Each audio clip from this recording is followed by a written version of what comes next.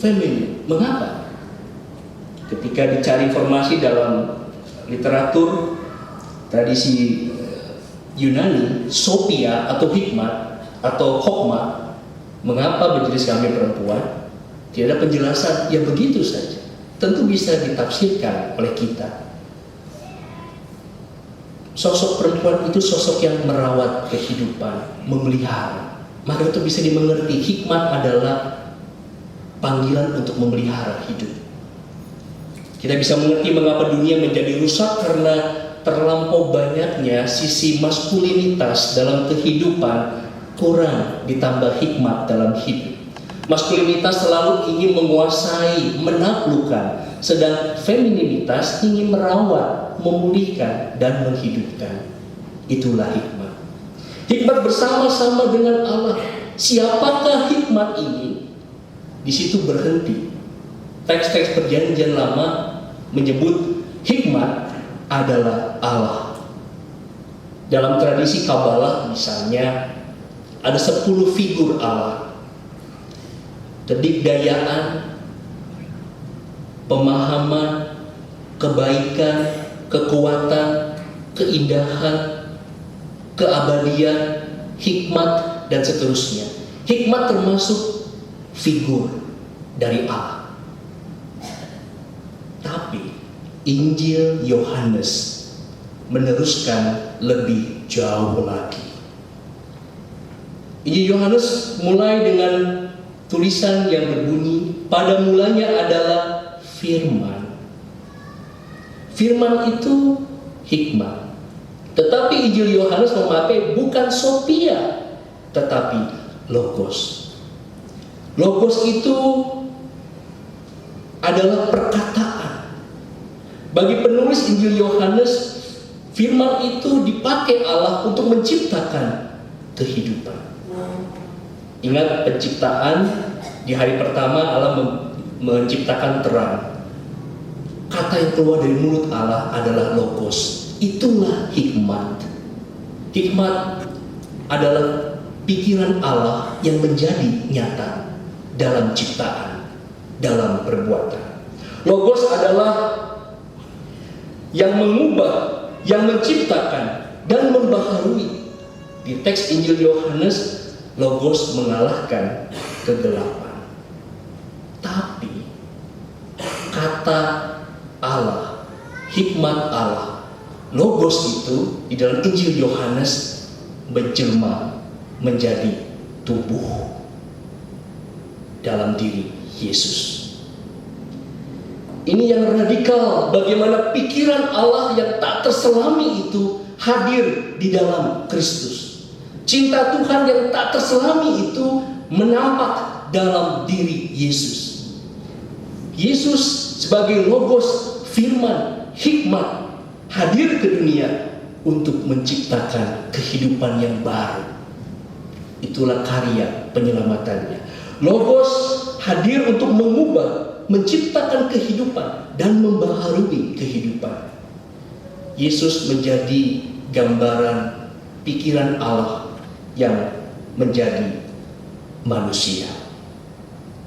Karena itu bagi jemaat mula-mula, misteri Trinitas adalah kesatuan pengasal daya-daya ilahi antara pengasal yang memberikan, antara yang menyampaikan dan yang meneruskan. Yang pertama, dari Allah keluarlah daya ilahi. Kekuatan itulah Allah Bapa memberikan kekuatan itu, dan Yesus yang menyampaikannya. Karena itu namanya penuh kuasa. Dan teks-teks Alkitab, kitab-kitab Injil, ketika perempuan menjamah jubahnya, keluarlah kuasa dari dalam tubuh Yesus.